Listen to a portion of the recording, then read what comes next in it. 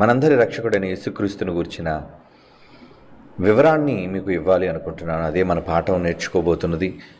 మరి క్రీస్తు ఎవరికి మధ్యవర్తిగా ఉన్నారు అని, క్రీస్తు ఎవరికి మధ్యవర్తిగా ఉన్నారు అని. మధ్యవర్తి అనగానే ఇరు వర్గాలకు మధ్యవర్తిత్వం వ్యవహరించి ఇరు వర్గాలకు సమాధానం చెప్పుకునే వ్యక్తిని మధ్యవర్తి అంటారు. అనగా ఇరు వర్గాల వారికి మధ్యనుంటూ ఒకరి పక్షాన మరొకరికి విషయాన్ని విశదీకరిస్తూ వారి మధ్య సత్సంబంధాన్ని నెలకొల్పే వారిని మధ్యవర్తిగా అభివర్ణిస్తారు. మన దేశీయ భాషలో మనం చెప్పాలంటే అంబాసిడర్ అంటారు. అంబాసిడర్ అంటే మన దేశం తరపున మరొక దేశానికి మధ్యవర్తిత్వం వ్యవహరించే వాళ్ళని అంబాసిడర్స్ అని కూడా అంటారు. కనుక ఈ మధ్యవర్తి అనగానే టోటల్గా బాధ్యత కలిగిన వాడు, ఇరు వర్గాల వారిని శాంతింపచేసేవాడు, ఇరు వర్గాల మధ్య సఖ్యతను కుదిర్చేవాడుగా మధ్యవర్తిని మనం పేర్కోవచ్చు. యేసుక్రీస్తు దేవుడా అంటే అవును, దేవుడే. మరి దేవుడుగా ఉన్న ఆయన ఎవరికి మధ్యవర్తిగా ఉన్నాడు? మరొక వర్గం ఏంటి? క్రీస్తు వారికి ఉన్న రెండు వర్గాలలో ఒకటి మనిషి అయితే లేదా నరుడైతే, మరొక వర్గానికి ఆయన మధ్యవర్తిత్వం చేస్తున్నారు అంటే ఎవరు మరొక వర్గం? అది ఆయనకు జన్మనిచ్చిన తండ్రి అయిన దేవుడు. ఈ మాట మనం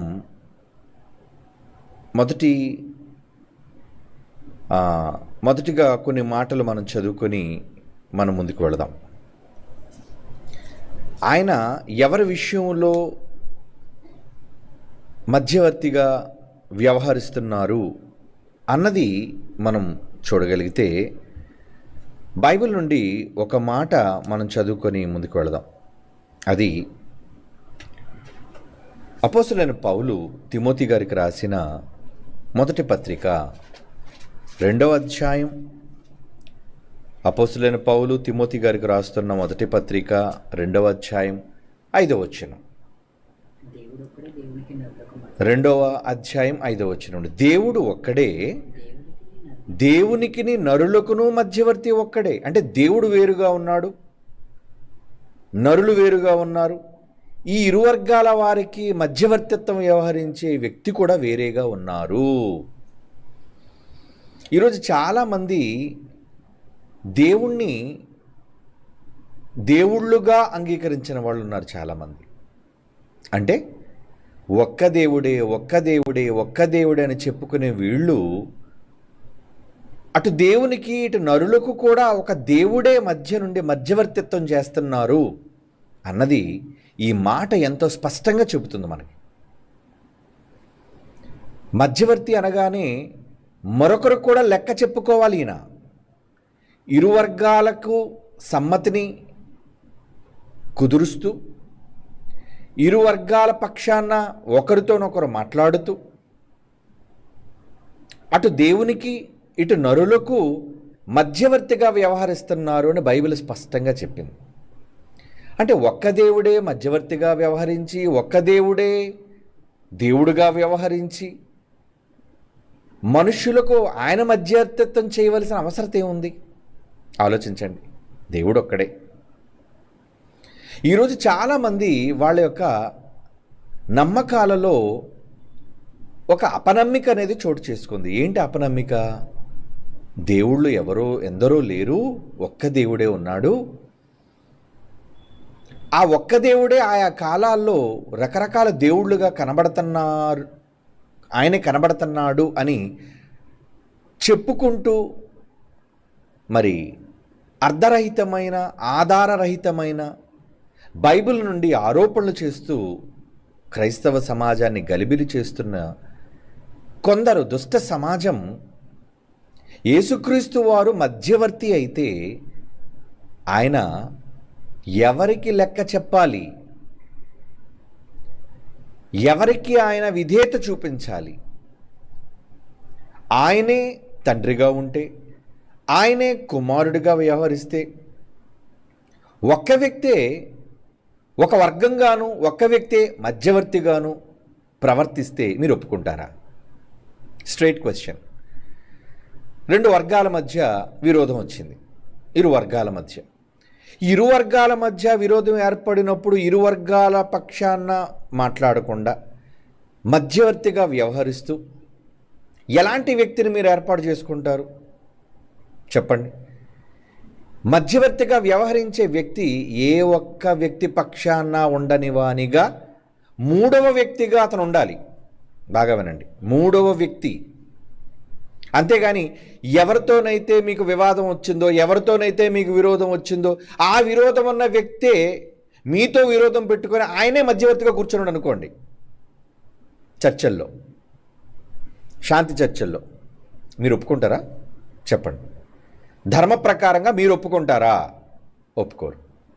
కనుక మధ్యవర్తి అనే ఒక బేసిక్, ఒక ప్రాథమిక అర్థవంతమైన ఆలోచన ఏంటంటే, ఒక మధ్యవర్తి అనగానే ఇరు వర్గాలని శాంతింపచేస్తూ ఇరు వర్గాలకి చెందని వ్యక్తిగా, మూడో వ్యక్తిగా, చెందని వ్యక్తిగా అంటే నా ఉద్దేశం అటు మొదటి వర్గానికి సంబంధించిన వ్యక్తి, అటు రెండో వర్గానికి సంబంధించిన వ్యక్తిగా కాకుండా న్యూట్రల్గా ఉండి మధ్యవర్తిగా ఉండే వాళ్ళనే, వాళ్ళతోనే కదా సంధి చెయ్యమంటారు. ఏమండి? ఉదాహరణకి అమెరికాకి ఇండియాకి విరోధం వచ్చిందనుకోండి, అంటే డొనాల్డ్ ట్రంప్ గారికి మోదీ గారికి సమస్య వస్తే ఒక మధ్యవర్తిని వాడతారు. అంటే ఈయన విషయాన్ని ఆయనకి చేరవేయడానికి, ఆయన విషయాన్ని ఈయనకి చేరవేయడానికి. వాళ్ళనే అంబాసిడర్స్ అని అనొచ్చు, లేదంటే ఇంకే మధ్యవర్తి అయినా అనొచ్చు. ఒకవేళ వీళ్ళిద్దరూ కూడా ఒక మధ్యవర్తిని అపాయింట్ చేసుకొని, ఏమండి వీళ్ళిద్దరి యొక్క సమస్యను కుదర్చడానికి మధ్యవర్తిత్వం వ్యవహరించే వ్యక్తిగా ఎవరైనా ఒకవేళ వస్తే, అతను మరలా డొనాల్డ్ ట్రంపే వచ్చాడు అనుకోండి. ఒకవేళ ఇండియా భారతదేశం ఎవరినైనా ఒక మధ్యవర్తిని అపాయింట్ చేసి పంపిస్తే, వారి తరపు నుంచి ఆ మధ్యవర్తి డొనాల్డ్ ట్రంపే వచ్చాడు అనుకోండి, మీరు ఒప్పుకుంటారా? ఒప్పుకోరు. ఇది ఎక్కడ న్యాయం అండి? మీరే మాకు వ్యతిరేక వర్గం అయ్యి ఉండి, ప్రధానమైన వ్యక్తి మీరే అయ్యి ఉండి, మీరే మళ్ళీ మధ్యవర్తిగా వచ్చారంటే ఇక మాకు న్యాయం ఏం జరుగుతుంది అనే ఒక అభియోగం ఖచ్చితంగా మధ్యవర్తి మీద వ్యవహరిస్తారు, ఆరోపిస్తారు. అంటే ఖచ్చితంగా మధ్యవర్తి అనగానే ఇంకొక వ్యక్తిగా ఆయన ఉండి తీరాలి.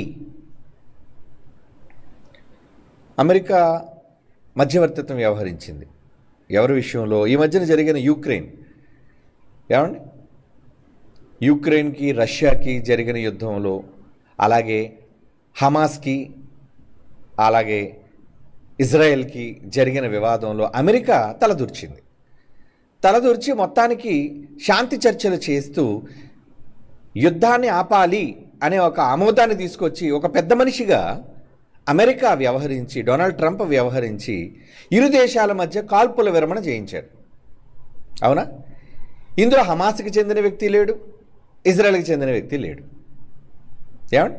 ఇతను ప్రత్యేకంగా మూడో వ్యక్తి, మర్చిపోకండి. వీళ్ళు ఇరు వర్గాలకి చెందిన వ్యక్తులు కాకుండా వాళ్ళు వేరువేరుగా ఉంటుండగానే మధ్యవర్తి వేరే వ్యక్తి మూడవ వ్యక్తిగా కనబడుతున్నాడు. ఇది నిజమైతే, ఎందుకంటే ఇదే నిజం కనుక, తండ్రి ఉన్నాడు, నరులున్నారు, ఇరు వర్గాలుగా వీళ్ళు విడిపోతాడు, దూరమైతే వీళ్ళ మధ్య సంధిని కుదర్చడానికి ఒక మూడో వ్యక్తి అవసరత అయింది. ఆ మూడో వ్యక్తి ఎవరు అని బైబిల్ చెబుతుంది. చదువుతాం మరలా మాట.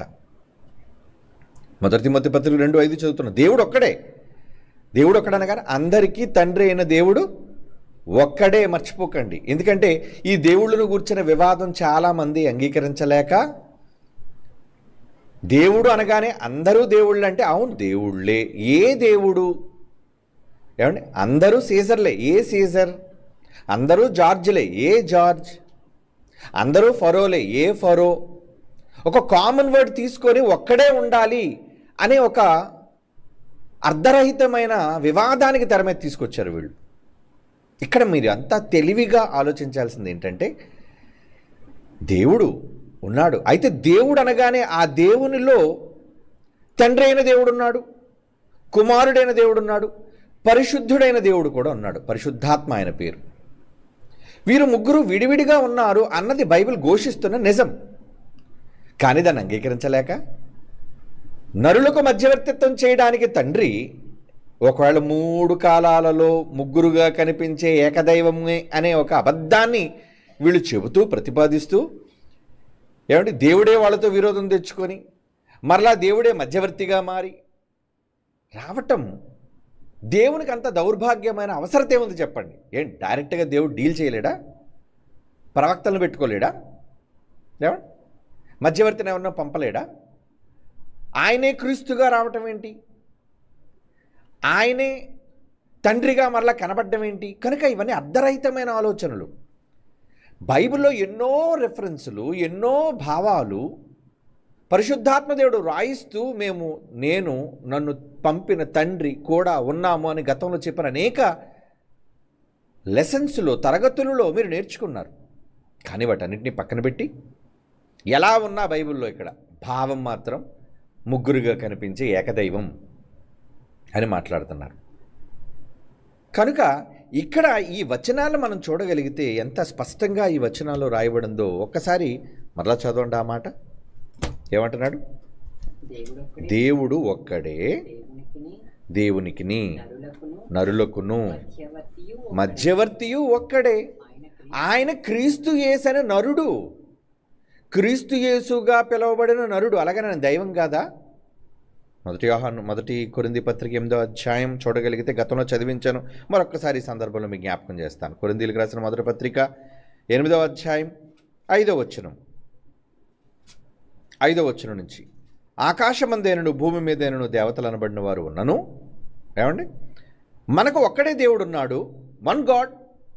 ఏమండి ఒక్క దేవుడు, ఆయన తండ్రి. ఆ దేవుడు ఎవరు అని స్పెసిఫిక్గా చెప్తున్నాడు. చూడండి, దేవుడు దేవుడు దేవుడు అంటుంటే ఏ దేవుడు అనే సందేహం కలగకుండా, ఎందుకంటే ఇతర దైవాలు కూడా బైబిల్లో ఉన్నారు కనుక కుమారులైన దైవాలా, తండ్రి అయిన దైవమా అనే వివరణిస్తూ పరిశుద్ధాత్మ దేవుడు పౌలు గారి ద్వారా సంపూర్ణ సత్యం, మరలా మర్చిపోకండి, న్యూ టెస్టిమెంట్ అంటే సంపూర్ణ సత్యము. ఈ సంపూర్ణ సత్యంలో ఏం రాయిస్తున్నానండి? మనకు ఒక్కడే దేవుడు ఉన్నాడు, ఆయన తండ్రి, తండ్రి అయిన దేవుడు. తర్వాత ఆయన నుండి సమస్తము కలిగెను, ఆయన నిమిత్తము మనం ఉన్నాము, మరియు మనకు ప్రభువు ఒకటే. ఏమండి మనకు ప్రభువు ఒక్కడే అని, ఆయన క్రీస్తు యేసు ప్రభు అంటే ఒక రాజు ఉన్నాడు మనకి, ఒక రాజును దేవుడు నియమించాడు. ఆ రాజు కూడా ఒక్కడే. ఆ రాజు ఎవరంటే ప్రభు అంటే రాజు కదండి. ఆయన క్రీస్తు యేసు, ఆయన ద్వారా సమస్తమును కలిగెను. అంటే తండ్రి ఆలోచన, కుమారుని యొక్క నిర్మాణము, ఆయన ద్వారా దేవుడు చేయాలని సంకల్పించటం, అదే దేవుడు చేసింది కాదు. మరలా చెప్తున్నాను, సృష్టి సమస్తం క్రీస్తు వల్లనే కలిగాయి.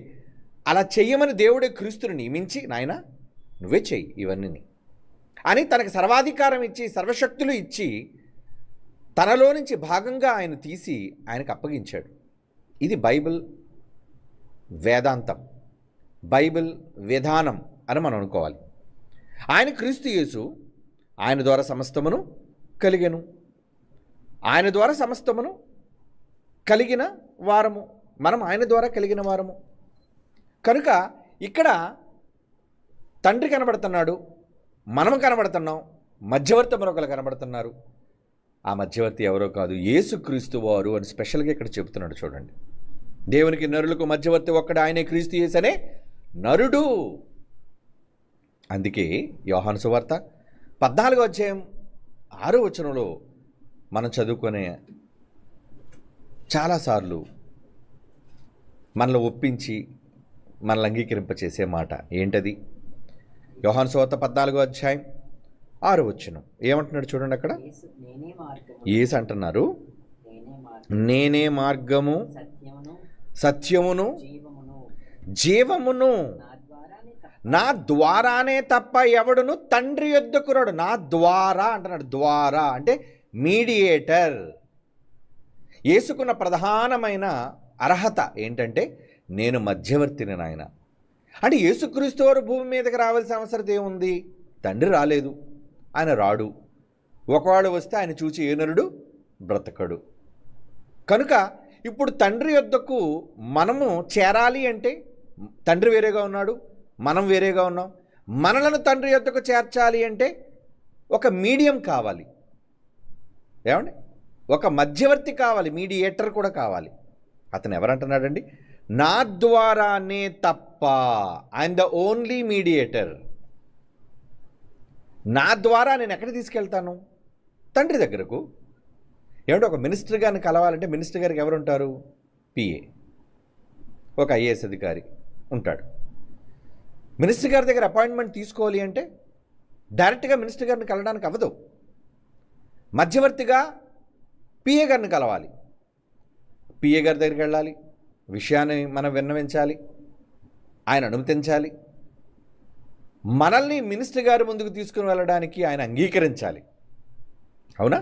ఇది మనుషుల్లో జరిగే జనరల్ ప్రక్రియ. అంటే ఒక పెద్ద స్థాయిలో ఉన్న వ్యక్తి దగ్గర డైరెక్ట్గా ఎవరో కాంటాక్ట్ అవ్వలేరు. దేవుడే స్వయంగా అంగీకరించి మిమ్మల్ని స్వీకరిస్తే తప్ప. మినిస్టర్ గారైనా సరే రమ్మనాలి. ఒకవేళ మినిస్టర్ గారి దగ్గరికి మీరు విన్నపం తీసుకెళ్ళిన తర్వాత ఇప్పుడు నేను ఎవరిని అపాయింట్మెంట్ ఇవ్వను, నేను ఎవరిని కలవడానికి ఇష్టపడలేదంటే ఎవరేం చేయగలరు? మధ్యవర్తి అయిన పిఏ గారు కూడా ఏమంటారు? సారీ అండి, మినిస్టర్ గారు బిజీ, మరి ఇప్పుడు ఎవరైనా ఆయన కలవాలనుకోవట్లేదు. ఎందుకంటే డిస్క్రిషన్, టోటల్ పవర్ అంతా కూడా మినిస్టర్ గారిది. పిఏ కేవలం మధ్యవర్తి, సంధి చేయడానికి, మన విషయాన్ని ఆయన సముఖంలోకి తీసుకుని వెళ్ళడానికి మాధ్యమం మాత్రమే, ఆయన ఒక మీడియం. అయితే తండ్రి యొద్దకు మనిషి చేరాలి అంటే తండ్రి వేరుగా ఉన్నాడు, మనుషులుగా మనం వేరుగా ఉన్నాం. మనము తండ్రి యొద్దకు చేరాలి అంటే యేసుక్రీస్తు వారు మధ్యవర్తిత్వం చెయ్యాలి. మరొక వ్యక్తిగా మర్చిపోకండి, మూడవ వ్యక్తిగా దేవుడున్నాడు, మనుషులున్నారు. మూడవ వ్యక్తిగా యేసుక్రీస్తు వారు రంగప్రవేశం చేయాలి. అంతేగాని దేవుడే ఉండి ఆయనే మనల్ని దూరంగా ఉంచి, దేవుడే మరలా యేసుప్రభుల మధ్యవర్తిత్వం వ్యవహరించి, దేవుడే మరలా ఏంటి యేసుప్రభు ఇక్కడికి వచ్చాడంటే ఇంకా తండ్రిని కలిసినట్టే, డైరెక్ట్గా తండ్రిని మీట్ అయిపోయినట్టే. మళ్ళీ తండ్రిని ఎందుకు అడగాలి? ఏది అడిగినా చివరికి ఆ మాట కూడా అంటాడు, అది కూడా చూద్దాం. చూడండి, ఏది అడిగినా ఎవరి ద్వారా అడగమంటున్నాడో కూడా చూడండి ఒకసారి. యోహాను సువార్త 16వ అధ్యాయం 23వ వచనం, నా ద్వారా తండ్రి దగ్గరకు రావాలి అన్న ఐఏసే 16వ అధ్యాయం 23లో, ఆ దినమున మీరు దేనిని గూర్చి నన్ను అడగరు, మీరు తండ్రిని నా పేరట ఏమి అడిగినను. అంటే ఒక రోజు వస్తుంది, అంటే నేను తిరిగి లేచిన తర్వాత. ఇప్పుడు మీరు డైరెక్ట్గా నేను మీ ముందున్నాను కాబట్టి నన్ను అడగండి.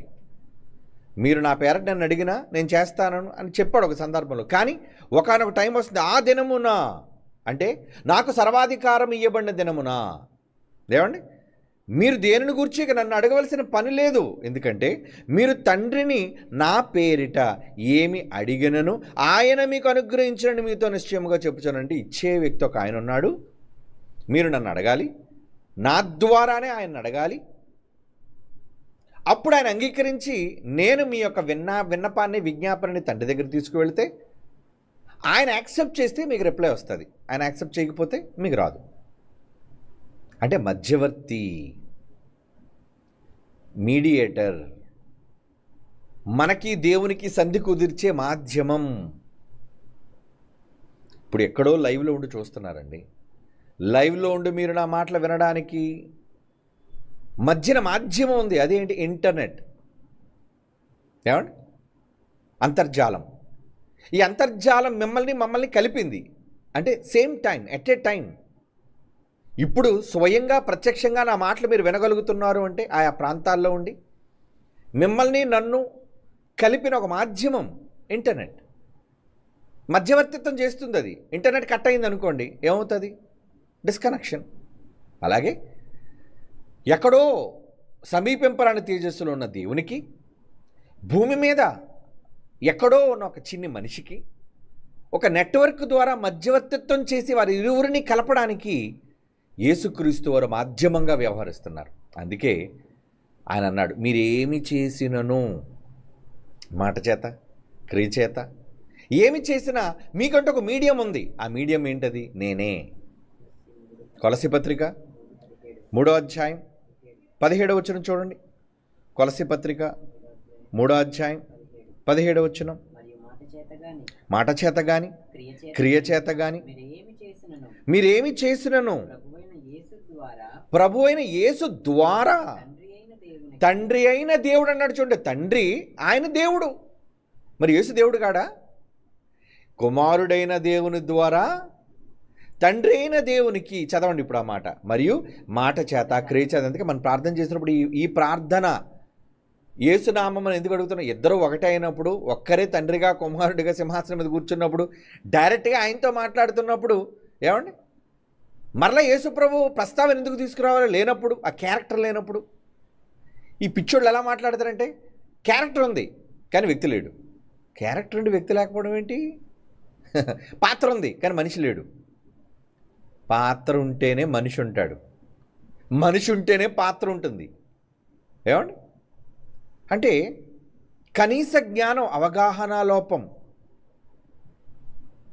బైబిల్లో వ్రాయబడిన ఇన్ని విస్తారమైన మాటలు ఏ ఒక్కటి వాళ్ళు వెలిగించలేకపోతుంది. ఎంతసేపు కోపస్థ మండూక మనస్తత్వం అంటారు. కోపస్థ మండూకం అంటే బావిలో కప్ప. దానికి అదే ఆకాశం, దానికి అదే సర్వం, దానికి అదే నిజం. ఈరోజు బావిలో కప్పల్లా చాలామంది ఉన్నారు, కానీ బైబిల్ అనే విస్తారమైన ఓషన్, సముద్రం, మహాసముద్రంలోనికి వెళితే నుయ్యెక్కడా, నూతులో నీరెక్కడా, మహాసముద్రంలోని నీరెక్కడా? ఇంత పెద్ద సబ్జెక్టులోనికి వచ్చి ఆలోచించలేని వీరు నియంత్రించుకొని అసలు యేసుప్రభువును తండ్రిని ఏకంగా చేసి, నేను తండ్రి ఏకమై ఉన్నాం ఒకటే భావన ఆలోచించకుండా, ఆయన ఈయనగా కనబడతాడు, ఈయన ఆయనగా కనబడతాడు, ఏకకాలంలో బహుళత్వంగా కనిపించే ఏకదైవం. మరలా ఈ అబద్ధపు మాటలన్నీ తెర మీదకు తీసుకొచ్చి ఈ రోజున్న ప్రపంచ క్రైస్తవ్యాన్ని గలిబిలి చేశారు. వాళ్ళు భారతీయులు కాదండి, విదేశీయులు. వాళ్ళ జబ్బు వీళ్ళకి అంటుకుంది. ఎందుకంటే ఏదైనా ఇంపోర్టెడ్ అంటే మనకి ఇష్టం కదా. లోకల్ మేడ్ అంటే ఇండియా మాకు అక్కర్లేదులేండి, మేడ్ ఇన్ అమెరికా ఓకే. ఈరోజు భారతదేశంలో ఉన్నవాళ్ళు కూడా బోధల విషయంలో కూడా ఇంపోర్టెడ్ బోధల్ని ఇష్టపడుతున్నారు. ఇంపోర్టెడ్ బోధల్ని మీరు అంగీకరించినంత మాత్రాన పరలోకానికి మీరు డిపోర్ట్ అవుతారు అనుకోవడం మీ పొరపాటు. అసలు అమెరికాలో ఉన్నోళ్ళకి బైబిల్ తెలుసా? అమెరికాలో కూడా చాలా వర్గాలు ఉన్నాయండి. ముగ్గురిని ఒకటిగా నమ్మే వర్గం వాళ్ళు తక్కువే, ముగ్గురిని వేరువేరుగా నమ్మే వర్గం వాళ్ళు ఎక్కువే ఉన్నారు. అక్కడ కూడా భిన్నాభిప్రాయాలు, యూనిటీ, ట్రినిటీ, ఇలా రకరకాలుగా ఉన్నాయి. కానీ ఏది ఏమైనా ఎవరి దగ్గర ఉన్నదైనా బైబిల్. అది అమెరికా వాడైతే ఏంటి, రష్యా వాడైతే ఏంటి, ఇండియా వాడైతే ఏంటి, బైబిల్ని బట్టి మనం ఆలోచించాలి. బైబిల్ని బట్టి మనం ఆమోదం అంగీకరించాలి, దేన్నైనా స్వీకరించాలి. కనుక ఇంత స్పష్టమైన భాషలో తండ్రి ఉంటే ఆయన దగ్గరకు ఏది చేరాలన్నా నా ద్వారానే వెళ్ళాలి. ఏమండి, మన ఉత్తరాన్ని మనమే ఒకప్పుడు పోస్ట్ చేయాలంటే మధ్యలో పోస్ట్ మ్యాన్ ఉండేవాడు, పోస్ట్ ఆఫీస్ వ్యవస్థ ఉంది. డైరెక్ట్గా నువ్వే తీసుకొని ఉత్తరం ఇస్తున్నప్పుడు మళ్ళీ మధ్యవర్తి ఎందుకు చెప్పండి. నువ్వే డైరెక్ట్గా నీ ప్రేయస్కి ఉత్తరం రాసావు, నీ భార్యకు ఉత్తరం రాసావు, నీ ప్రియుడికి ఉత్తరం రాసావు, భర్తకు ఉత్తరం రాసావు అనుకుందాం, నీకు తెలిసిన వాళ్ళకి ఉత్తరం రాసావు. నువ్వే డైరెక్ట్గా ఉత్తరాన్ని తీసుకెళ్ళి ఆయనకి ఇస్తున్నప్పుడు ఇక మధ్యవర్తితో పనే ఉంది చెప్పండి? మధ్యవర్తి అవసరం ఉందా? లేదు. తీసుకెళ్ళి ఇచ్చే డైరెక్ట్గా. ముందు నీ ప్రియుడి దగ్గరికి వెళ్ళి, ఆ పోస్ట్ మ్యాన్ గారు బాగున్నారండి, ఏమండికి వచ్చి ఈ లెటరు మా ప్రియుడికి ఇచ్చారా? ఎవరమ్మా మీ ప్రియుడు? పలానండి అన్న తర్వాత ఒక 2 నిమిషాల తర్వాత, ఓ నువ్వు ఉత్తరం పంపించా కదా, పోస్ట్ మ్యాన్ ద్వారా నాకు అందిందంటే ఇదంతా ఎలా ఉంది? ఒక బూటకం, దేవుడు ఆడే పెద్ద నాటకం. ఆయన ఏం అవసరం ఉంది ఇప్పుడు? దేవుడు తానే దేవుడుగా కనబడి తానే కుమారుడిగా మరలా ప్రత్యక్షమై అవసరత ఏముంది? అంటే ఇప్పుడు దేవుడికి నాయన 3 కాలాల్లో ముగ్గురుగా కనిపించే నేనే నాయన ఒక్క దేవుణ్ణి అని చెబితే దేవుడిని ఎవరైనా శిక్ష విధిస్తారా దేవునికి? చెప్పండి. లేదు. మనల్ని దేవుడు గలిబిలి చేయాలనుకోవట్లేదు, కన్ఫ్యూజ్ చేయాలనుకోవట్లేదు. ఆయన చాలా క్రిస్టల్ క్లియర్. దేవుడు మనకు అర్థమైన వాడే. ఏమండి, పాత నిబంధనల్లో దేవుడు మనకు అగోచరుడు అని ఒకవేళ ఉన్నా, అప్పటికి అగోచరుడు. కానీ నూతన నిబంధన వచ్చేసరికి ఎవరు దేవుడు, ఆయనకి మనకున్న రిలేషన్ ఏంటి, అది యేసు ద్వారా సంపూర్ణంగా బయలుపరిచాడు. పాత నిబంధన మాట తీసుకొని అగోచరుడు దేవుడి గురించి మనకు తెలియదంటే, క్రీస్తు దేవుని మర్మమై ఉన్నాడు, ఆ మర్మమును సంపూర్ణముగా ప్రకటించడానికి నాది అధికారం ఉంది అని పౌలు గారే స్పష్టంగా బైబిల్లో చెప్పారు. దేవుని మర్మమై ఉన్న క్రీస్తును, ఆ మర్మమును సంఘమునకు ప్రకటించడానికి దేవుడు నాకు అధికారం ఇచ్చాడని పత్రికలన్నీ చదవండి. అంటే దేవుడు తర్వాత ఓపెన్ అయ్యాడు. ఎప్పుడో మాట తీసుకొని, అది పాత నిబంధనలో మాట. అందుకని పాత క్రొత్త నిబంధనలకు ఈ తేడాను మనం గుర్తించాలి, గమనించాలి. ఈ మూర్ఖులకి పాత క్రొత్త నిబంధన కాలాలను గూర్చిన వ్యత్యాసం తెలిసినా అక్కడ మాట తీసుకొచ్చి ఇక్కడ చెప్పడం, ఇక్కడ మాట తీసుకెళ్ళి అక్కడ చెప్పటం, దీనివల్ల అమాయకులైన వారు చాలా ఏది నిజం ఏది అబద్ధం అని తేల్చుకోలేని ఒక ద్వంద్వమైన పరిస్థితుల్లోని మనస్సులోకి వెళ్ళిపోతున్నారు. నో, అలాగే వెళ్ళవలసిన అవసరం లేదు. బైబిల్ అనేది చాలా స్పష్టమైనది. అయినా రక్షణే నీకు రావాలి అనుకున్నప్పుడు ఆ రక్షణ నీకు దేవుడు స్పష్టంగా చెబుతాడు, కానీ అర్థం కాకుండా చెబుతాడు. కన్ఫ్యూజ్ చేస్తాడా దేవుడు? నో. ఏది ఎవరు, ఏది ఏంటి అనేది నీకు అవసరమైనది. ఈ లోకంలో మనిషిగా దేవుడి దగ్గర నువ్వు వెళ్ళడానికి నీకు ఏది అవసరమో అది క్రిస్టల్ క్లియర్గా స్ఫటికం లాంటి స్వచ్ఛతతో ఆయన మనకు చెప్పేశాడు. That is Bible. ముఖ్యంగా బైబిల్లోని 27 పుస్తకాలు సంపూర్ణ సత్యం. కనుక ఈ సంపూర్ణ సత్యంలో దేవుడు రాయిస్తున్న మాటలన్నిటినీ మనం గమనిస్తే మధ్యవర్తిత్వం చేసే మరొక వ్యక్తి ఉన్నారు. ఆయన ఎవరంటే జీసస్ క్రైస్ట్. యేసుక్రీస్తు వారిని ఎందుకు దేవుడు మాధ్యమంగా పెట్టుకున్నాడు? ఆయనే ఉండే మాధ్యమంగా మారి మన దగ్గరకు ఏమండి రూపం మార్చుకొని రావాల్సిన అవసరత లేదు ఆయనకి. తండ్రిగా ఉన్నారు, కుమారులైన క్రీస్తు వారిని మన మధ్యకు నరుడిగా పంపాడు. నాయన నువ్వు వెళ్ళు, నువ్వే ఇక మధ్యవర్తిగా ఉండాలి. ఎవరిని డైరెక్ట్గా నా దగ్గరకు రానివ్వద్దు. ఎవరు నా దగ్గరకు రావాలన్నా త్రూ జీసస్ క్రైస్ట్. అందుకే ఈరోజు ప్రపంచ మానవాళికి రక్షణనిచ్చే నామం, ఏమండి ముల్లోకాలలో అంగీకరించే నామం కేర్ ఆఫ్ అడ్రస్ అంటారు దాన్ని. కేర్ ఆఫ్ అంటే మనం ఏది చేసినా తండ్రి దగ్గరికి అది క్రీస్తు ద్వారానే వెళ్ళాలి అని చెబుతున్నాడు. ఎందుకు? మనం కోల్పోయాం. ఏదేం తోటలో దేవుడికి దూరం అయిపోయాం తప్పు చేసి. కనుక మధ్యవర్తిని పెట్టాలి అనుకున్నాడు. ఆ మధ్యవర్తిని జగత్తు పునాది వేయబడక మునిపే నియమించేశాడు. రోమపత్రిక 5వ అధ్యాయం 10వ వచనం చూడండి. రోమిలికి రాస్తున్న పత్రిక 5వ అధ్యాయం 10వ వచనం ఏమంటున్నారు అక్కడ? యాలి అనగా మనం శత్రువులమై ఉండగా ఆయన కుమారుని మరణము ద్వారా, క్రీస్తు వారు ఎందుకు రావాలి భూమి మీదకి, ఎందుకు చావాలి, శిలువ మరణం ఎందుకు పొందాలి, ఇదంతా ఎందుకు జరిగింది అంటే మనము శత్రువులమై ఉండగా, దేవునికి యాంటీ విరోధులం. దేవుని మాట కాదన్న నాడే మనిషి దేవునికి శత్రువు అయ్యాడు. మరి శత్రువులైతే దేవుడు వదిలేసుకుంటాడు? తప్పు చేశాడండి ఆదామును వదిలేసుకోవాలా? దేవుడు చంపేసుకోవాలా? తప్పు చేశాడు తన కొడుకు, వదిలేసుకుంటాడా? తప్పులో నుంచి తన పిల్లలను కాపాడుకోవాలని జన్మనిచ్చిన శరీర సంబంధమైన తల్లిదండ్రులే ఎలాగైతే వాత్సల్యాన్ని చూపిస్తారో అంతకన్నా గొప్పగా పరలోకమందున తండ్రి మన పట్ల వాత్సల్యాన్ని చూపించాడు. కనుకనే ఆయన ఏం చేశారటండి? శత్రువులమై ఉండగా ఆయన కుమారుని మరణము ద్వారా మనము దేవునితో పరచబడిన ఎడల సమాధానపరచబడిన వారమై ఆయన జీవించడం చేత మరి నిశ్చయముగా రక్షింపబడదు. అందుకే రక్షణ మనకు వచ్చింది, సాల్వేషన్. ఈరోజు రక్షణ కార్యక్రమంలోనికి మనం ఎందుకు రావాలి అంటే దేవుడు క్రీస్తు ద్వారా, క్రీస్తు అనే మాధ్యమం ద్వారా మనకి ఒక లిఫ్ట్ ఇచ్చాడు, అందించాడు, చేయూతనిచ్చాడు. పిల్లలారా, మీరు నాకు కాకుండా పోతున్నారు, మరెలా? ఇదిగో నా కుమారుని పంపుతున్నాను. మీరు పొందవలసిన శ్రమలు ఆయన పొంది, మీరు పొందవలసిన చావు శిక్ష ఆయన పొంది మిమ్మల్ని నా యొద్దకు చేరుస్తాడు. ఆయన మాధ్యమం కనుక మధ్యవర్తిత్వం చేస్తున్నాడు ఆయన. నేను రాను నా పేరు పెట్టుకొని ఆయన వచ్చాడు. యెహోవాకు మార్గం సిద్ధపరచండి అని పాత నిబంధనలో ఉంటే వచ్చింది ఎవరు? యేసుక్రీస్తు వారు. మరి యెహోవా అని ఉందంటే ఎస్ పేరు. మరలా చెప్తున్నాను, వ్యక్తులు వేరైనా వారి నామాలు ఒక్కటే. On the name, in one name, ఒక్క పేరు మీద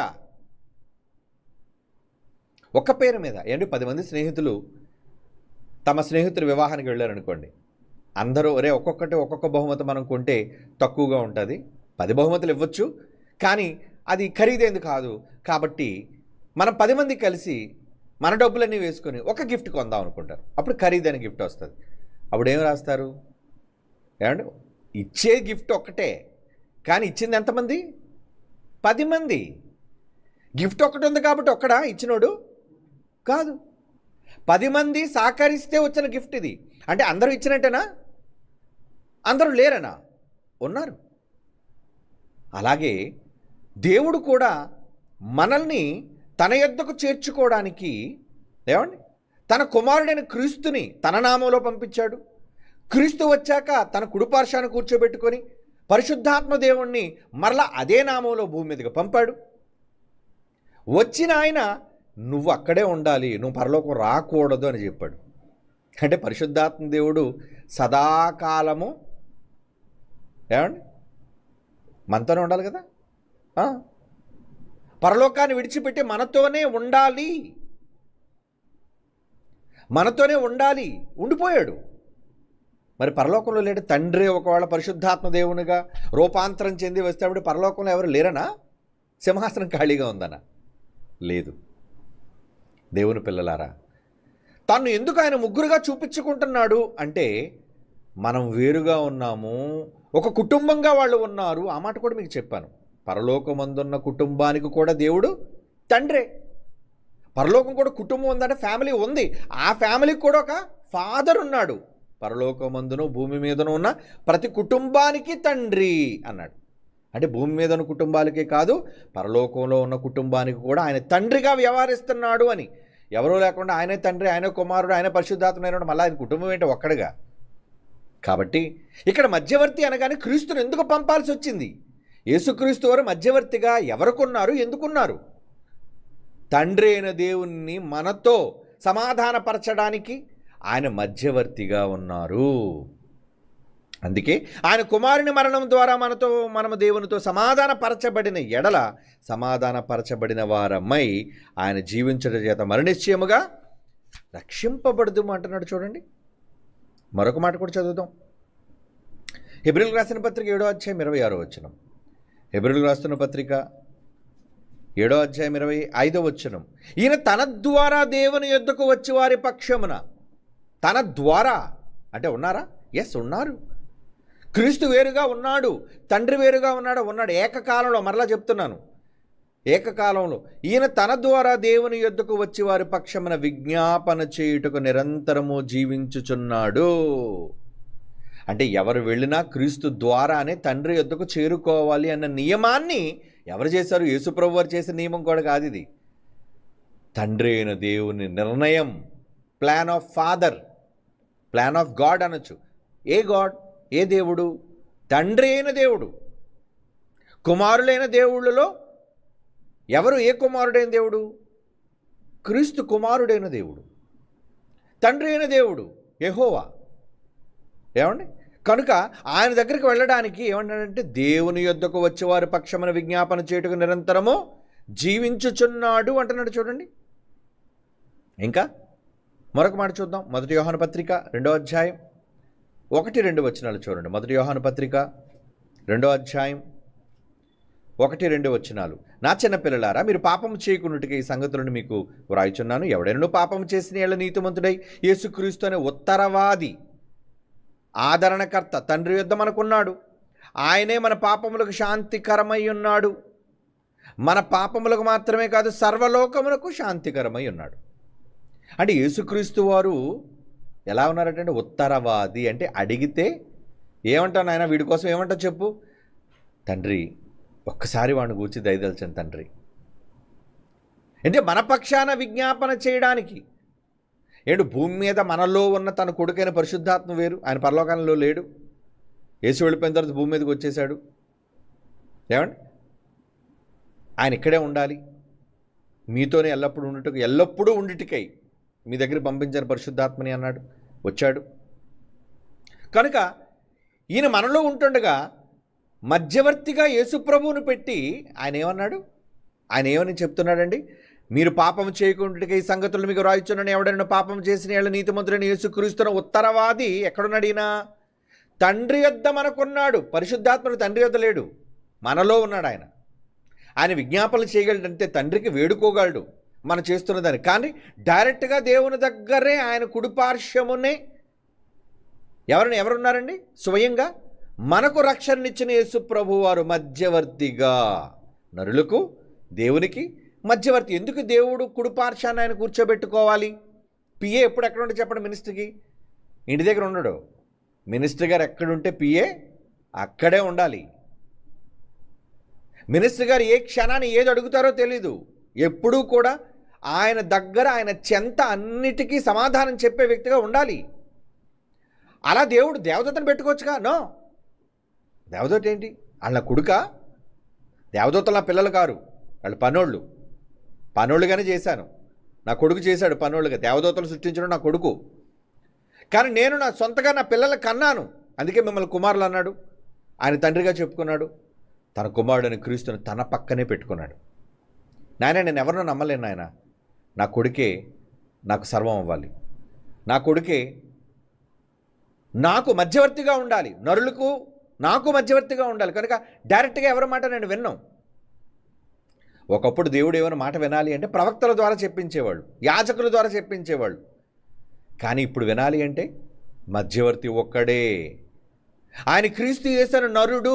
ఆ మాట ఇందరూ మనం చదువుకున్నాం 1 తిమోతి పత్రికలో. ఏమండి? కనుక ఇక్కడ ఏమంటున్నాడు? ఆయన ఎక్కడున్నాడటండి? తండ్రి యొద్ద. యేసుక్రీస్తును ఉత్తరవాది తండ్రి యొద్ద మనకున్నాడు. ఎంత స్పష్టంగా చెప్తున్నాడు చూడు. తండ్రి యొద్ద ఉన్నాడు అంటే తండ్రి దగ్గరలో అంటే ఆయన పక్కనే. తండ్రి వేరుగా ఉన్నారు, కుమారుడైన ఆయన వేరుగా ఉన్నారు. ఆయన పక్కనే ఎందుకున్నారు అంటే ఏదైనా మనం ఒకవేళ ప్రార్థిస్తే, విజ్ఞాపన చేస్తే యేసు ప్రభు ద్వారా తండ్రికి వినిపించాలంటే ముందు యేసు ప్రభు వారికి పెట్టుకున్నాం అర్జీ. ప్రభువా, ఇది నాయన విషయం, కనుక ఈ విజ్ఞాపనలన్నీ తండ్రి గారికి చేర్చండి అని క్రీస్తు నామములో మరి వేడుకుంటున్నాం అయ్యా. అప్పుడు క్రీస్తును ముందు ఏ ప్రార్థన అయినా డైరెక్ట్గా ఎవరి దగ్గరికి వెళ్తుంది? ఏమండి? తండ్రి దగ్గర డైరెక్ట్గా చేరదు, ముందు యేసు ప్రభు గారి దగ్గరికి వస్తుంది. ఆయన దాన్ని స్క్రూటినీ చేయాలి. పంపాలా వద్దా, తండ్రికి చెప్పాలా వద్దా? దొంగలైన చాలామంది ప్రార్థనలు చేస్తుంటారు. ఎవరి ప్రార్థన ఆయన వినాలి, ఎవరి ప్రార్థన తీసుకువెళ్ళాలి చెప్పండి, ఆలోచించండి. కనుక ఎవరి ప్రార్థన అంగీకరించి తండ్రి సన్నిధికి తీసుకుని వెళ్ళాలి అనేది ఉత్తరవాది నిర్ణయం, మధ్యవర్తి నిర్ణయం. అంటే మధ్యవర్తి నిజంగా మనల్ని ప్రేమిస్తే ఏమండి, అప్పుడు మధ్యవర్తి ఈ విషయాన్ని తండ్రి యొద్దకు తీసుకుని వెళతారు. అది యేసుక్రీస్తు వారి యొక్క ప్రథమ కర్తవ్యం. ఇప్పుడు ఎట్ ప్రెజెంట్ ఆయన ఉత్తరవాదిగా మన పక్షాన తండ్రి దగ్గర ఉన్నాడు. అదే కదండి ఇక్కడ చెప్తుంది. అంటే ఈరోజు మనం చేయవలసింది ఏంటి? ఏం చేయాలి? హెబ్రీయులకు రాసిన పత్రిక 9వ అధ్యాయం 15వ వచనం. హెబ్రీ పత్రిక 9వ అధ్యాయం 15వ వచనం. ఈ హేతు చేత మొదటి నిబంధన కాలంలో జరిగిన అపరాధములను విమోచన కలుగుటకై ఆయన మరణము పొందినందున పిలువబడిన వారు నిత్యమైన స్వాస్థ్యమును గూర్చిన వాగ్దానము పొందు నిమిత్తము ఆయన క్రొత్త నిబంధనకు మధ్యవర్తి అయి ఉన్నాడు అంటున్నాడు. చూడండి, ఈ న్యూ టెస్టిమెంట్ అనేది వచ్చింది. దీనికి మధ్యవర్తిగా నేను ఉంటున్నాను. పాత ధర్మశాస్త్రానికి మధ్యవర్తిగా కాను నేను. అది కంటికి కన్ను, పంటికి పన్ను. నేను తెచ్చిన ఈ క్రొత్త ధర్మశాస్త్రం ఏదన్నాడండి అక్కడ? క్రొత్త నిబంధనకు మధ్యవర్తి అయి ఉన్నాడు. ఈ క్రొత్త నిబంధన ఎలాంటిది? కంటికి కన్ను, పంటికి పన్ను లాంటిది కాదు. క్షమ, ప్రేమ, సహనం, ఓర్పు, దీర్ఘశాంతం, వీటన్నిటికీ కూడా ఆయన మధ్యవర్తిత్వం చేస్తూ తండ్రి యొక్క ఉగ్రత మనుషుల మీదకి రాకుండా ఆయన కోపాన్ని తండ్రిగా పక్కనున్న కుమారుడు భరిస్తూ తండ్రిని నెమ్మదిపరుస్తూ ఉగ్రతను తగ్గిస్తూ మనకి ఇబ్బంది లేకుండా కొంచెం కన్సిడర్ చేయండి. ఏమండి? శిక్ష వేయకండి తండ్రి, కొంచెం ఒక అవకాశాన్ని ఇవ్వండి. అందుకే ఉపమానంగా ఒకటి చెప్పాడు. ఒక తోట యజమాని ఒక అంజూరపు చెట్టుని చూశాడు, అది ఫలించటం లేదు. నరికేవయ్యా తోటమాలి అన్నాడు. అప్పుడు తోటమాలి ఏమన్నాడు, అయ్యా మీరు ఇన్ని సంవత్సరాలుగా చూస్తున్నారు ఇది పండట్లేదు, కానీ నాకు ఒక సంవత్సరం టైం ఇస్తారా, దీని చుట్టూ గొప్ప అవుతాను. అదే లోకస్వార్తలు అంటాడండి 12వ అధ్యాయంలోని, 12వ అధ్యాయం 16వ అధ్యాయం చూడండి. దీన్ని గొప్ప అవుతాను, నీళ్లు పెడతాను, ఇంకొక సంవత్సరం నాకు అవకాశం ఇవ్వండి, అది బ్రతికితే సరి, లేని ఎదుట దాన్ని మీరు పెరికేయండి, తీసేయండి, చంపేయండి. 13వ అధ్యాయం లోకస్వార్త 13వ అధ్యాయంలో 6వ వచనం. ఆ ఉపమానంలో అసలు మాట చదవండి, ఉపమానం అంతా అవసరం లేదు. అంటే తోటమాలి ఏమని దేవుని రిక్వెస్ట్ చేస్తున్నాడు చూడండి. మధ్యవర్తి అంటే 8వ వచనం, లోకస్వార్త 13వ అధ్యాయం 8వ వచనం అండి. అయితే వాడు, అయ్యా నేను దాని చుట్టూ త్రవ్వుతాను, ఎరువు వేయు మట్టుకు ఈ సంవత్సరము కూడా ఉండనిమ్ము, అవకాశం ఇవ్వండి. అంటే మధ్యవర్తి అడగకపోతే యజమాని ఏమి నిర్ణయం తీసుకునేవాడు? పైన ఇప్పుడు యజమాని అన్నమాట చదవండి. ఈ చెట్టు నిమిత్తము నేల ఎలా వ్యర్థమైపోవాలను, 3 సంవత్సరాల నుంచి చూస్తున్నాను నేను, ఏం దొరకట్లేదు, ఇది నరికేయి అంటే డెసిషన్ తీసుకున్నాడు. యజమాని ఏమో నిర్ణయం తీసుకున్నాడు లేపేమని. అంటే ఇక్కడ యజమాని కోసం చెప్తున్నాడంటే పొలం యజమాననా, తోట యజమాననా, ఏదో పనికి మాలిన పనుని పిలిచి చెప్తున్నాడనా? నో నో నో, ఇది రూపకాలంకారంగా దేవుణ్ణి మనల్ని ఉద్దేశించి చెబుతున్న మాట. ఇందులో యజమానిగా ఎవరిని మనం ఊహించాలి, భావించాలి? తండ్రి. తోటమాలు ఎవరు? మధ్యవర్తి. ప్రాణం చెట్టు ఎవరు? మనం చావకుండా తోటమాలి రిక్వెస్ట్ చేస్తున్నాడు యజమానిని, అయ్యా ఇంకొక అవకాశం ఇవ్వండి అని. అంటే ఇప్పుడు యేసుక్రీస్తు వారు మధ్యవర్తిత్వం ఎందుకు చేస్తున్నారు? కేవలం మనుష్యులను కాపాడడానికి మాత్రమే. మధ్యవర్తిగా ఆయన దేవుడు అపాయింట్ చేశాడు, ఆయన మధ్యవర్తిగా ఆయన పంపాడు. ఇప్పటికీ మధ్యవర్తిత్వం చేస్తూనే ఉన్నాడు. తండ్రి కుడిపార్శ్వాన ఉన్న తండ్రికి మన పక్షాన ఆదరణకర్తగా ఆయన ఏం చేస్తున్నాడండి? ఒక విధంగా ఆదరణ మనకు ఏమండి, మాకు యేసుప్రభు వారు ఆయన మన పక్షాన అక్కడ ఉన్నాడండి, హ్యాపీ. ఏదైనా విజ్ఞాపనమే ఆయన చేసుకుంటామండి, క్రీస్తుని అడుగుతామండి, క్రీస్తు దేవుడికి చెబుతారండి, ఆయన మీద ఉన్న కోపం, మా మీద ఉన్న కోపం ఆయన తగ్గించుకొని మమ్మల్ని కరుణిస్తాడండి అనే ఒక నమ్మకం మనకు కలగడానికి కారణం మధ్యవర్తిగా క్రీస్తు వారు ఉండటం మాత్రమే. అంటే ఆయన ఎంత ప్రధానమైన పాత్ర వహిస్తున్నాడు చూడండి. దేవుణ్ణి ఏమండి కామ్ చేస్తున్నాడు ఆయన. అంటే ఆయన యొక్క రౌద్రాన్ని తగ్గిస్తూ శాంతింపచేస్తూ, అదే శాంతికారమై ఉన్నాడు అని ఇందాక చదవని చూసారా? ఎవరికి శాంతికరమై ఉన్నాడు? ఎవరికి శాంతి? మనకే దేవుని దగ్గర నుంచి శాంతి కావాలి అంటే ఆయన మధ్యలో ఉండాలి, లేదంటే ఎప్పుడూ దేవుడు తుడిచేసేవాడు. నిన్న నేడు నిరంతరం ఎలా ఉన్నాడు దేవుడు? ఆ రోజు దహించగ్నే ఈరోజు దహిస్తాడు ఆయన. కోపం కోపమే, కానీ ఆ కోపం ఆ రోజు వెంటనే వచ్చేది. ఇప్పుడు కోపం వెంటనే రాకుండా దీర్ఘశాంతం వహించడానికి గల కారణం కుమారుడు మధ్యవర్తిత్వం చేస్తున్నాడు కనుక, సరే నాయన నువ్వు ఉండు, ఏది నా దగ్గర తీసుకొని రాకు, నువ్వంతా సెటిల్ చేసిన తర్వాత ఫైనల్ అయిన తర్వాత నా దగ్గర తీసుకురా, నేను అంగీకరించాలో వద్దో అప్పుడు నీకు చెప్తాను. ఈ సర్వాధికారం ఎవరికి ఇచ్చాడు? కుమారునికి ఇచ్చాడు. ఎందుకు ఇవ్వాలి? మధ్యవర్తి కనుక. కనుక యేసుప్రభుకి అధికారం ఎందుకు ఇవ్వాలి? యేసుప్రభు ఎందుకు మధ్యవర్తిగా పెట్టాలి అంటే మనమే కారణం దానికి. తన పిల్లలను పోగొట్టుకోకుండా దేవుడు తన యొద్దకు ఎలాగైనా సరే రక్షించుకొని తన దగ్గరకు రప్పించుకోవటం కోసం యేసుప్రభు నాయన నీ ద్వారానైనా సరే వాళ్ళు రప్పించు. ఒక్కడు నశించాలని నాకు లేదు మనసు, కానీ వాళ్ళు చూస్తే తిన్నగా లేరు. మరి నువ్వేం చేస్తావు? అందుకే మార్చు. అందుకే ఈరోజు ఆయన వాక్యంగా మారి ఆ వాక్యమే ప్రజల హృదయాల్లోనికి వెళ్ళి కఠినులను, మూర్ఖులను, దుర్మార్గులను, దుష్టులను సైతం ఏమండి 2 అంచులు గల వాక్య ఖడ్గము వాళ్ళ తలంపుల్లోనికి కూడా వెళ్ళిపోయి మనుషులను మార్పును తీసుకొస్తుంది. ఇదంతా ఎందుకు జరుగుతుంది అంటే ఆయన మధ్యవర్తి గనుక, మనం నశించపోకూడదు గనుక. ఏమండి మొదటి తెస్సలోనిక పత్రిక 1వ అధ్యాయం 10వ వచనం చూడండి. తెస్సలోనికలకు రాస్తున్న మొదటి పత్రిక 1వ అధ్యాయం 10వ వచనం. దేవుడు మృతులలో నుండి లేపిన యేసు అనగా రాబోవు ఉగ్రత నుండి మనలను తప్పించుచున్న ఆయన కుమారుడైన యేసు. ఎంత స్పష్టంగా చెప్పాడండి. ఈ మాటలన్నీ కూడా ఏకపాత్రాభినయం చేస్తున్నాడు. చిన్నప్పుడు నాటకాల్లో ఏకపాత్రాభినయం అని ఉండేది. ఏకపాత్రాభినయం అంటే ఏంటి? ఒక్కడే ఉంటాడండి స్టేజ్ మీద, ఇంకెవరు ఉండరు.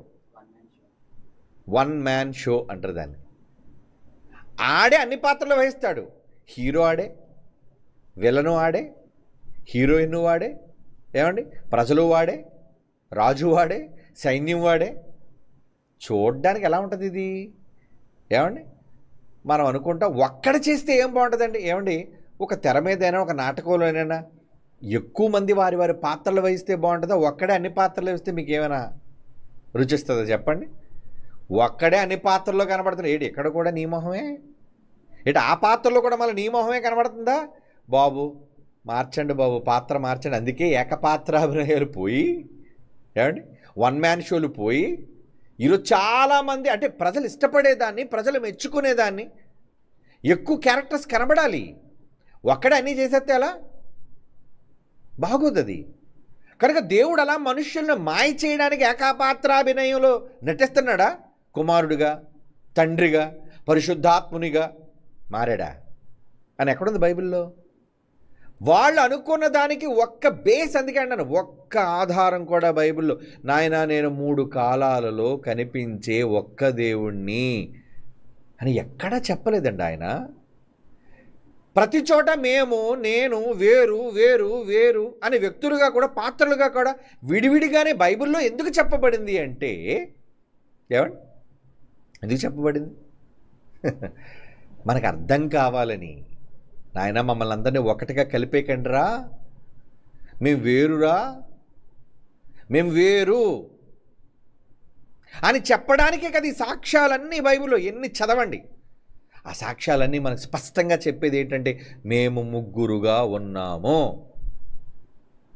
మేము ఒక్కటి కాము, వ్యక్తులుగా ఒక్కటి కాము, భావనల్లో ఒక్కటిగా ఉన్నాము, ఉద్దేశాల్లో ఒక్కటిగా ఉన్నాము, కానీ వ్యక్తులుగా మాత్రం ముగ్గురుగానే ఉంటాము. ఆ ముగ్గురులో తండ్రిగా నేను ఉన్నాను, ఆ ముగ్గురులో నేను కన్న కుమారుడిగా ఈయనున్నాడు. తండ్రి అయిన దేవుడు, కుమారుడైన క్రీస్తు. అందుకే చదవండి ఆ మాటలో ఏముందండి? దేవుడు మృతుల్లో నుండి లేపిన యేసును దేవుడే లేపాడా? ఎస్, దేవుడే మృతుల్లో నుంచి యేసు ప్రభువును లేపాడంటే ఒక హెడ్ ఉంది పైని, సమస్తాన్ని నిర్వహించే ఒక శక్తి స్వరూపి దేవుడు. ఆయన క్రీస్తును మృతులలో నుండి లేపి, ఆయన అనగా రాబో ఉగ్రత నుండి మనలను తప్పించుచున్న ఆయన కుమారుడైన యేసు. అంటే రాబోయే నరకం నుంచి, ఉగ్రత నుంచి మనం తప్పించబడాలి అంటే ఆయన ఉంటే సరిపోదా? ఆయన కుమారుడైన క్రీస్తు కావాలట. ఎందుకంటే ఆయన మధ్యవర్తి గనుక, మీడియేటర్ గనుక. అదేనండి ఆ మాట అర్థం. హెబ్రీ పత్రిక 12:24 హెబ్రీ పత్రిక 12:24 క్రొత్త నిబంధనకు మధ్యవర్తి అయిన యేసునొద్దకును హేబెలు కంటే మరి శ్రేష్టముగా పలుకు ప్రోక్షణ రక్తమునకు మీరు వచ్చి ఉన్నారు. ఎవరండి? ఎవరన్నాడు? క్రొత్త నిబంధనకు మధ్యవర్తి అయిన యేసునొద్దకు. మధ్యవర్తి అయిన యేసు, మధ్యవర్తి, మీడియేటర్. ఎవరికి మధ్యవర్తి అంటే ఈ మధ్యవర్తి అంటే ఇంకొక ఆయన ఉన్నాడా? ఉన్నాడు. 2 వర్గాలు ఉన్నాయి. మధ్యవర్తి అయితే 2 వర్గాలు ఏంటంటే, ఒకటి దేవుని వర్గం అండి, ఒకటి దేవుడు అండి, ఒక పక్షాన ఉన్నాడండి. మరో పక్షాన ఉన్న దేవుడు మనుషులండి. వీళ్ళిద్దరికీ మధ్యవర్తి ఎవరు? నేనండి. ఎంత స్పష్టంగా మధ్యవర్తిగా నేను ఉన్నాను, మధ్యవర్తిత్వం చేస్తున్నాను, మధ్యవర్తిగా వ్యవహరిస్తున్నాను. నేనుగా ఉన్నాను, తండ్రి తండ్రిగా ఉన్నారు. అందుకే మధ్యవర్తి అనే పదాన్ని వాడుతున్నాను. ముగ్గురు ఒకటి అంటే దేవుడు చెప్పడానికి ఏముందని సింపుల్గా చెప్తే, చూడు నాయన పిల్లలారా, మిమ్మల్ని అందరినీ రక్షించడానికి ఆయా కాలాల్లో నేనే తండ్రిగాను, తర్వాత క్రీస్తు శకం ప్రారంభమైనప్పుడు కుమారుడుగాను, క్రీస్తు వెళ్ళిపోయిన తర్వాత మరలా మిమ్మల్ని ఆదరించడానికి పరిశుద్ధాత్మగాను నేను ప్రత్యక్షమయ్యాను. ఎక్కడ బైబిల్లో ఈ మాటలు మనకు కనబడవు, లేవు. ఎందుకంటే అది భావం కాదు, అది సత్యం కాదు కనుక. ఒకవేళ సత్యం అయితే దేవుడు రాయించుండేవాడు. ఆయన ఈ విషయం చెప్తే దేవుడికి ఏమైనా తగ్గిపోతుందా? భవిష్యత్తు తెలియదా దేవుడికి? నాయన ఈ విధంగా నేను రాస్తే పిల్లలకు క్లారిటీ ఉంటుంది కాబట్టి అని ఆ ఒక్క మాట ఎందుకు పడేయలేడు దేవుడు? ఆ ఒక్క మాటను దేవుడు మనకి ఎందుకు చెప్పలేడు? నేను 3 కాలాల్లో కనిపించే ఒక్క దేవుణ్ణి. అదేం పెద్ద బరువైన మాట, అదేమన్నా రాయకూడని చెడ్డ మాట కాదే. కానీ దేవుడు ఈ విధంగానే దేవుడు రాయించాడు. తను తండ్రిగాను, మరొకరిని కుమారునిగాను, మరొకరిని పరిశుద్ధాత్మనిగాను, మనల్ని పిల్లలుగాను, మనందరి యొక్క కుటుంబంగాను ఆయన ఎందుకు ప్రస్తావిస్తున్నాడు అంటే ఎవరికి ఏది ఆపాదించాలో దానిని మనం తీసుకోవాలి. అందుకే నేను అడగదని చెప్పాను, తన కుమారుని వల్ల కలిగిన కోట్ల మంది దేవదూతలందరినీ ఎలా చూశాడు ఆయన? కుమారులుగా చూడలేదు. వాళ్ళు కుమారులు ఎన్నటికీ కారు. ఏమని అనుకుంటే కొడుకులు అయిపోతారు కదా. అవును, అనుకుంటే ఆయన కొడుకులుగా ఆయన స్వీకరించగలడు. కానీ వాళ్ళలో ఏ ఒక్కరిని పిల్లలుగా స్వీకరించడానికి ఇష్టం లేదు. మరి మనకే ఎందుకు ఇచ్చాడు ఆ ఛాన్స్? మనం దేవదూతలా పుట్టలేదు కనుక. దేవదూతలా క్రీస్తులో మనం కలగలేదు, క్రీస్తు ద్వారా మనం కలగలేదు, క్రీస్తు మనల్ని కనలేదు. తండ్రి అయిన దేవుడు యెహోవా తన ఊపిరి, తన భాగం, తనలో నుంచి జీవంగా బయటపడిన వాళ్ళం. దేవదూతలు తనలో నుంచి రాలేదు, తండ్రిలో నుంచి రాలేదు. దేవదూతలు మర్చిపోకండి, దేవదూతలు క్రీస్తు మాటలో నుంచి వచ్చిన వాళ్ళు కానీ తండ్రిలో నుంచి వచ్చిన వాళ్ళు కారు. అందుకే వాళ్ళు కుమారులు కారు. మనం ఎందుకు కుమారులం అయ్యామంటే తండ్రిలో నుంచి బయటికి వచ్చిన వాళ్ళం.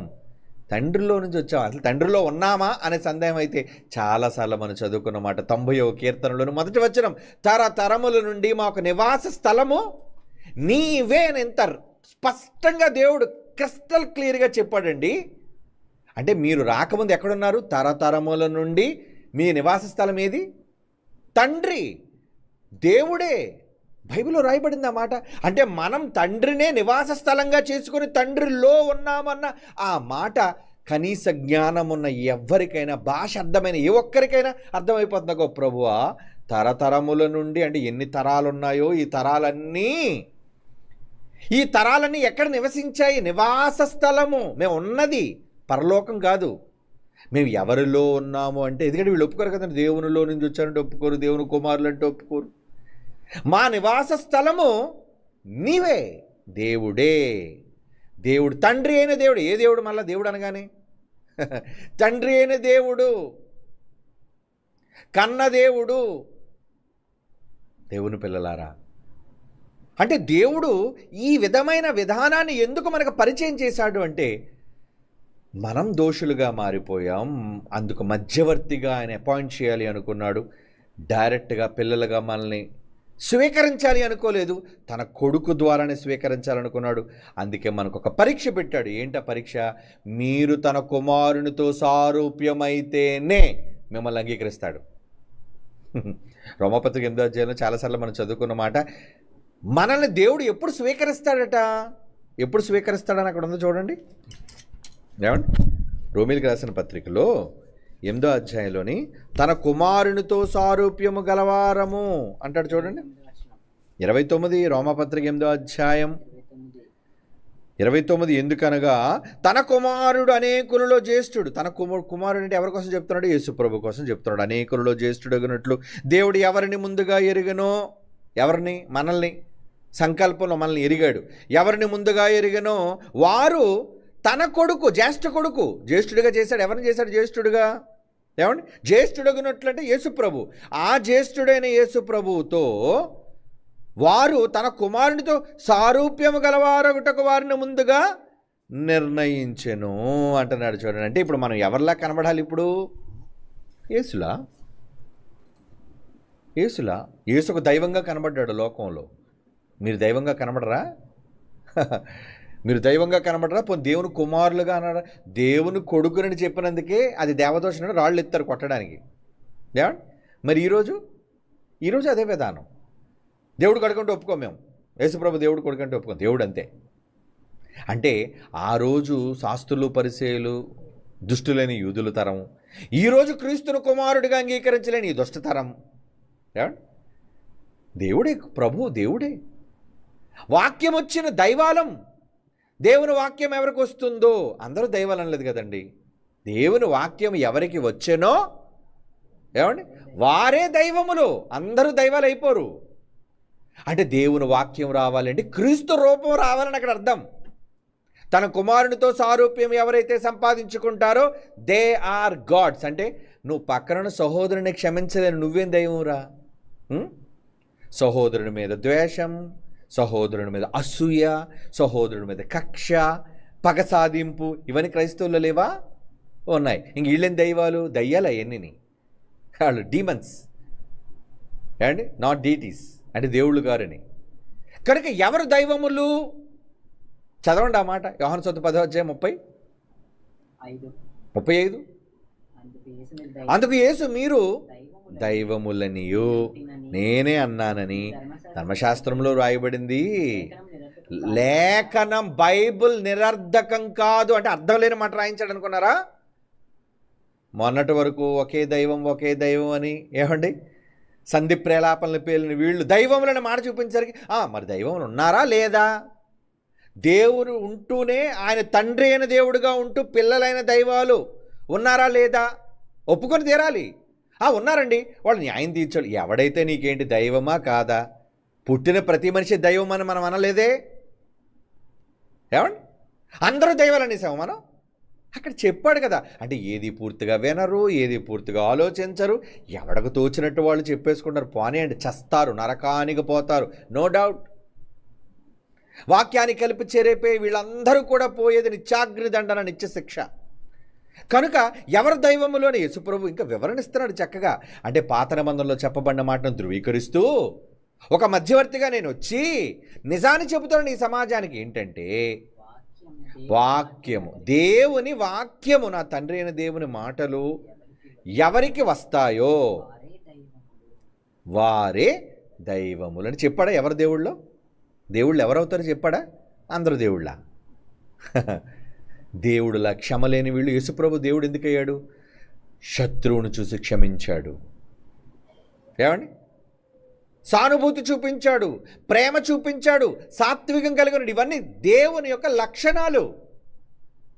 ఆ లక్షణాలు ఒకవేళ మీలో కూడా ఉంటే యేసే ఒప్పుకుంటున్నాడు. ఏమని? మనిషే దేవుడుగా మారాలి అని దేవుడు కోరుకుంటున్నప్పుడు యేసుప్రభు యొక్క స్వరూపం మనకు రావాలి అంటే యేసుప్రభు దైవంగా ఎలాగ ఉన్నాడో మీరు కూడా దైవాలుగా సారూప్యం, ట్రాన్స్ఫార్మ్ అంటే మార్పు చెందాలి. ఈ దుష్ట సమాజంలో దయ్యాలు తన పిల్లలుగా దెయ్యం మార్చేసుకుంటే మరలా మీలో రూపాన్ని తీసేసి తిరిగి దైవత్వాన్ని నింపాలి అన్నదే దేవుని యొక్క ప్రణాళిక. అందుకే యేసు వచ్చాడు. మధ్యవర్తి ఎందుకయ్యాడు? దయ్యాలుగా మారిపోయిన తన పిల్లలందరినీ తిరిగి దైవాలుగా మార్చాలి అంటే తన మాటే మార్చగలదు. అందుకే మధ్యవర్తిగా యేసు ప్రభు రావలసి వచ్చింది. ఆయన వచ్చి తన కుమారునితో సారూప్యము గలవారమొకటి. అందుకే పౌలు గారు ఏమన్నారు? నాకు ప్రసవ వేదన కలుగుతుందర్రా. ఎందుకయ్యా నీకు నొప్పులు అంటే పౌలు గారు ఏమన్నారు? క్రీస్తు స్వరూపము మీ యందు ఏర్పడే వరకు. క్రీస్తు స్వరూపం అంటే పెద్ద పెద్ద గడ్డాలు, మీసాలు, ఇంతవరకు జుట్టు విరబూసుకొని తెల్ల బట్టలు వేసుకొని 2 చేతుల్లో వంకరగా పెట్టి అన్నాం. అదే యేసుప్రభు రూపం అంటే. అది విజయ్ చంద్ర రూపం లేదా జిమ్ కెవేజల్ రూపం అంటే ఎవరో అది నటుల్లో అది. బట్ రూపము అనగానే క్యారెక్టర్, స్వభావం, గుణం. ఆ గుణం ఎవరిలో ఉంటుందో వాళ్ళే దైవాలు. ఆ గుణం రావాలి అంటున్నాడు. అంటే ఇప్పుడు మనం దైవాలు కావాలని దేవుడు కోరుకుంటున్నాడా లేదా చెప్పండి? తన గర్భాన పుట్టిన కొడుకు యేసుప్రభు ఎలా దైవమయ్యాడో మీరు కూడా దైవాలుగా మారండి. దైవత్వపు లక్షణాలు తెచ్చుకోండి. క్షమ, ప్రేమ, జాలి, దయ, కరుణ, సమానత్వం, ఇలా ఎన్నో దేవునిలో ఉన్న మంచి లక్షణాలు ఉన్నాయే. ఆ లక్షణాలు మీకు ఎలా వస్తాయి? వాక్యము ద్వారా. అందుకే దేవుని వాక్యము ఎవరికి వచ్చునో వారే దైవముల్లో. నేను దైవం, ఐఎమ్ గాడ్. యేసుప్రభు చెప్పాడు, నేను దేవుణ్ణి. మీరు దైవాలుగా మారుతారా? దేవుడు ఎప్పుడు చెప్పాడు దేవుని సమాజం మీరని. మారండి, నేను వాక్యం తెచ్చానుగా, ఇప్పుడైనా మారండి. అంటే ఇప్పుడు దేవుడిగా మారే అవకాశాలు మనకు ఉన్నాయా లేదా? దేవుడు అనగానే వక్రీకరించేసి వీళ్ళు కూడా దేవుడితో సమానం అయిపోయారండి. దేవునితో సమానంగా చేసుకోవడానికి కాదు, తన పోలికలో మనం ఉండాలని దేవుడే కోరుకుంటున్నాడు. ఆయన రూపం మనకు రావాలని, క్రీస్తు సారూప్యం మనలో రావాలి అంటే యేసు దైవం, మీరు కూడా దైవాలు కావాలి. అందుకే మధ్యవర్తిగా భూమి మీదకి ఆయన అవతరించవలసి వచ్చింది. కనుక ఎవరిలో దేవుని లక్షణాలు ఉన్నాయో ఖచ్చితంగా వాళ్ళు దైవాలుగా తీర్చబడి, వాళ్ళు కుమారులుగా స్వీకరించబడి దేవుని చేత మహిమపరచబడతారు. దేవుడు అప్పుడే వాళ్ళకి మహిమనిస్తాడు. ఎస్, మీరు నా కొడుకులా మారారు. అసలు దేవుడు మనం సృష్టించినప్పుడే ఏ క్యారెక్టర్లు సృష్టించాడు?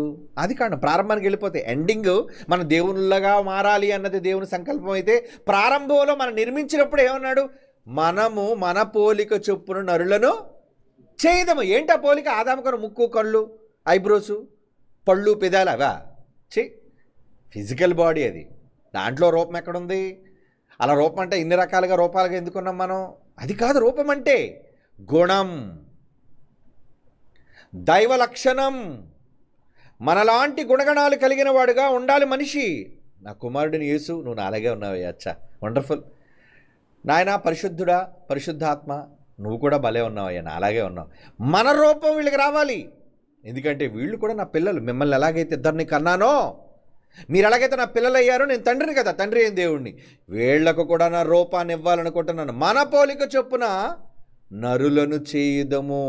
ఆదాము ఒక్కడే చేశాడా? నరులను అన్నాడా? అందరూ దైవాలా? మారినవాడు దైవం. ఆయన అన్నాడు కాబట్టి అందరూ దైవం అయిపోరు.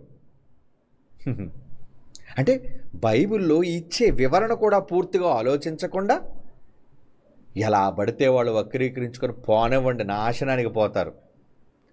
ఎంత స్పష్టంగా దేవుడు రాయించిన సత్యాన్ని వాడు త్రోసిపుచ్చితే వారి నాశనానికి వారే ఉత్తరవాదులు. Leave them. ఇక వాళ్ళకి చెప్పడానికి మీరు ప్రయత్నం చేయకండి, కానీ సత్యాన్ని మీరు చెప్పుకుంటూ వెళ్ళండి పిల్లలారా. వాళ్ళు కరెక్ట్ చేయాలి అన్నది కాదు.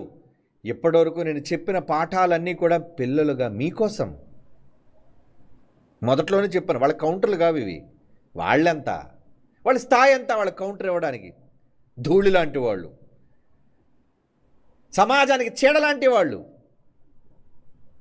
ఈరోజు ఈ వివరణ ఇచ్చింది మీరు సత్యంలో స్థిరపడి బలపడాలని మర్చిపోకండి. కనుక తండ్రి, కుమారుడు, పరిశుద్ధాత్మలుగా వాళ్ళు ముగ్గురు ఏకకాలంలో తండ్రి అయిన దేవుని పిల్లలుగా వాళ్ళిద్దరూ ఉంటూ ప్రణాళికను ఏర్పాటు చేసుకుని పిల్లలుగా మనందరినీ కూడా వాళ్ళతో సమానంగా చేసుకోవాలని, సమానంగా తమతో పాటు సింహాసనం మీద కూర్చుండబెట్టుకోవాలి అని, దేవుళ్ళుగా మనం కూడా స్వభావంలో వాళ్ళలా మారాలి అని ఆయన సంకల్పం. అందుకు మధ్యవర్తిత్వం వ్యవహరించింది యేసుక్రీస్తు వారు. అందుకే ఆయన రాకతో మనం ఏమయ్యాం? రూపాంతరం చెందాం. మనం కనిపించని దేవుణ్ణి చూపించిన యేసుక్రీస్తు వారు మనల్లో కూడా దేవుని యొక్క రూపము రావాలి. ఎందుకంటే క్రీస్తు స్వరూప్యము గలవారగట్టకు ఆయన కోరుకున్నాడు కనుక. ఎందుకంటే మనం చదువుకున్న రోమపత్రిక, మనలో క్రీస్తు రూపం రావాలని తండ్రి కోరిక. అందుకే పౌలు గారు కూడా క్రీస్తు తదనంతరం మీలో క్రీస్తు స్వరూప్యము రావాలని ప్రసవ వేదన పడుతున్నాను అని ఆవేదన చెందుతున్నాడు ఆయన. అంటే మనందరిలో ఎవరి రూపం రావాలి చెప్పండి? సాక్షాత్తు క్రీస్తు రూపం, ద డివినిటీ ఆఫ్ క్రైస్ట్. క్రీస్తులోని దైవత్వం ఉందా? ఎక్కడుంది వీళ్ళలో? ఏమండి? సంఘాలలో పోరాటాలు, ద్వేషాలు, ఏమండి, డబ్బు మీద ఆశ, ధనికులు, లోభులు, దుర్మార్గులు, అసూయపరులు. వీళ్ళలాగా అవుతారండి దైవాలు? నో, వాళ్ళు కానే కారు. కానీ ఎవరైతే నిజముగా దేవుని వాక్యాన్ని విని మారుతారో, తమ బ్రతుకులను మార్చుకుంటారో, బ్రతుకులు మార్చుకుంటే తమ స్వభావాన్ని మార్చుకుంటారో, వారు క్రీస్తు ద్వారా దేవునికి కుమారులుగా. యేసుప్రభు వెళ్ళిపోయి తండ్రి సింహాసనం మీద కూర్చున్నాడు కుడిపార్శ్వాన. మిమ్మల్ని కూడా ఏం చేస్తానన్నాడు ఆయన? జయించువారైన ఎడల నాతో పాటు నా తండ్రి సింహాసనం ముందు మిమ్మల్ని కూర్చుండబెడతానని ప్రకటన గ్రంథం 3:21 చదువుకున్నాం ఆల్రెడీ మనం. ఆయన జయించాడు, జయశాలి అయ్యాడు. మనం కూడా జయించే జయశాలులుగా ఆయనతో పాటు కుమారులుగా మారితే మీరు నా సింహాసనం ముందే కూర్చుండబెడతాను అన్నాడు. ఎంత సమానత్వం, ఎంత ప్రేమతత్వం ఆయనది. తమ్ముళ్ళుగా మనం తక్కువ చూడాలని, వేరు చేయాలనే భావన ఆయనకి లేదు. ఇది తండ్రి అభీష్టం కనుక మనం క్రీస్తుతో పాటు సారూప్యం గలవారంగా ఉండాలని తండ్రే కోరుకున్నాడు కనుక తండ్రి కోరుకున్న ఆశయాన్ని కుమారుడు నెరవేర్చడానికే మధ్యవర్తిగా వచ్చి దేవుడంటే ఎలా ఉంటాడో ఈ సమాజానికి చూపించి, తన నామమేంటో, క్రీస్తు నామమేంటో, ఆ క్రీస్తు నామములో రక్షణ ఏంటో, తన ప్రేమను చాటి పరలోకమందు తండ్రి కుడిపార్శ్వాన ఆసీనుడయ్యాడండి ఆయన. అందుకే ఆయన మధ్యవర్తం యొక్క ప్రత్యేకత. ఏమండి? ఆయన ఏం చేశాడు? కొలస్సీ పత్రిక చివరిగా ఈ మాట చదువుకుంది. కొలస్సీ పత్రిక 1:20 కొలస్సీ పత్రిక 1:20 ఆయన శిలువ రక్తము చేత సంధి చేసి ఆయన ద్వారా సమస్తమును, అవి భూలోకమందైనను పరలోకమందైనవి ఉన్నవైనను, వాటన్నిటినీ మీడియేటర్ ఎవరు? ఆయన ద్వారా, క్రీస్తు ద్వారా తనతో సమాధానపరుచుకొనవలెనని తండ్రి అభీష్టమైన, ఇది ఎవరిష్టం?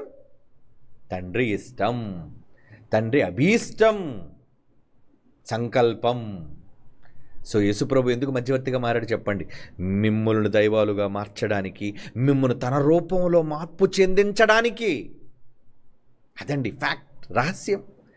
అలా ఉంటేనే కానీ తండ్రి స్వీకరించడు. తన కుమారునితో సారూప్యం గలవారగుటకు, రోమపత్రిక కింద మనం చదువుకున్న మాట, నా కొడుకులా మీరు మారాలి అని తండ్రి అనుకున్నాడు కనుక మధ్యవర్తిగా క్రీస్తు వచ్చి సంధి చేసి తండ్రిని శాంతింపచేసి శాంతికరముగా మార్చి మనల్ని ప్రేమించి మన కోసం చనిపోయి సిలువనెక్కి మనలను దైవాలుగా మార్చి తండ్రికి కుమారులుగా నా ద్వారానే చేర్చాలి అనుకుంటున్నాడు. అబ్బా, ఎంత గొప్ప సంకల్పం అండి. అందుకే ఆయన మధ్యవర్తిగా మారాడు. ఓకే.